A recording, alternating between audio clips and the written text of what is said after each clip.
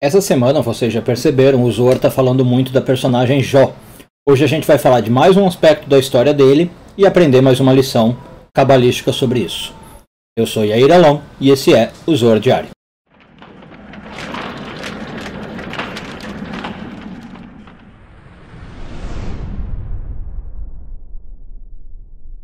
Essa semana continuamos a ler a porção de Bo, hoje focando nos parágrafos 24 e 25 do Zohar, segundo ano de leitura. O Zohar traz para nós um momento legal da história de Jó, que é o seguinte: Deus está conversando com o diabo, com Satã, sobre Jó, né? E eles estão discutindo sobre a fé do Jó, se a fé do Jó é uma fé verdadeira ou não. Deus fala que realmente Jó é um homem de fé, que acredita em Deus e que serve a Deus por ser da natureza dele. E o Satã vem com um argumento muito interessante. Ele fala que não, que o Jó só faz tudo isso porque ele é um cara de bem com a vida, ou melhor, de bem na vida, né? Ele tem tudo, é o que o Satã fala. Então o Jó tem mulher, tem filhos, tem escravos, ele tem dinheiro, ele tem casa, tem comida, então tá tudo funcionando. Por isso que ele está bem com Deus, é o argumento do Satã. E o Satã fala assim: se eu tirar tudo dele, ou se você, Deus, deixar que eu tire tudo dele, eu aposto que ele vai perder a fé. Ele não vai mais ser um bom servo do Eterno, ele vai começar a maldizer o Eterno, não vai fazer as pazes com a espiritualidade, né? E Deus fala: tá bom, vamos ver se você está correto. Pode tirar tudo do Jó e vamos ver o que acontece. E no caso do Jó, a gente vê que ele não perde a fé. Ele continua sendo um homem ligado a Deus, acreditando em Deus, ligado à religiosidade. Agora, para nós, né, qual é a lição que a gente tira? Muitas vezes a gente não acontece o que aconteceu com Jó, né? Realmente, para muitas pessoas, o que é normal? Que a gente esteja bem com a espiritualidade quando está tudo indo bem na nossa vida. E no momento que as coisas começam a andar errado, a gente começa a culpar Deus, a gente se afasta da espiritualidade, às vezes a gente fica bravo, né? Nessas pessoas que têm esse tipo de visão, primeiro a gente tem que entender que é algo natural, tá? Talvez não seja algo muito agradável de acontecer, mas é natural, não precisa também se sentir culpado. É natural do ser humano. Mas essas pessoas, elas estão vendo Deus como só um provedor bom, né? Como se Deus tivesse que mandar só coisas boas para ela.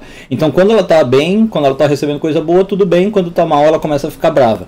A visão da Kabbalah é um pouco mais madura, né, de Deus. A gente sabe que Deus não manda só coisas boas para nós. E as nossas vidas podem ter coisas ruins, sim. A gente pode passar por momentos difíceis, como passou Jó. E o ideal é que isso não afete a nossa espiritualidade. Ou melhor, que pelo menos não afete negativamente.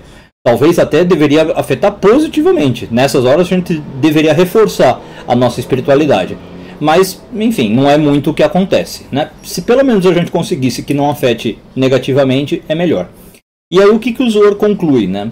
Que muitas vezes eu ter uma vida plena, uma vida que está funcionando bem, é o contrário de eu estar ligado à espiritualidade, né? Muitas vezes, quando a minha vida está correndo bem, eu acho que eu estou de bem com a espiritualidade, mas é nesse momento que eu não estou conectado com a espiritualidade. Por quê? A pessoa que está com a vida correndo bem, ela pode muito facilmente cair nas artimanhas do ego, de achar que ela que está sendo bem sucedida, de que ela conseguiu tudo aquilo na vida. Então, por exemplo, ela tem dinheiro porque ela está indo bem no trabalho. Ela não está com a visão real de como as coisas acontecem. Ela está se achando o centro do universo. E aí o Zohar conclui então, né, num pensamento aí meio radical, que justamente às vezes quando eu perco tudo é que eu recebo uma bênção. Em que sentido? É claro que não é a bênção material, eu perdi tudo, mas no sentido espiritual eu fui abençoado. Às vezes, quando eu perco tudo, é que eu começo a perceber a vida do modo correto, né? Eu começo a ver que, olha, não é tudo que está sob meu controle, não é tudo que está sob meu poder, existe alguma coisa mais forte do que eu.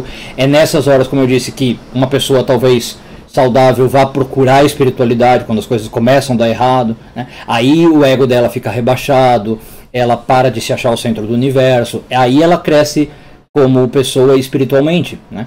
Então o Zohar diz essa frase muito interessante: às vezes quando eu perco tudo do ponto de vista material é que eu tenho uma bênção espiritual.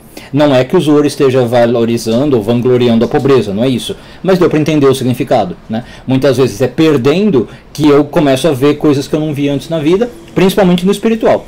E como crescer no espiritual é sempre bom, o Zohar chama isso de bênção. Um bom dia a todos e tudo de bom.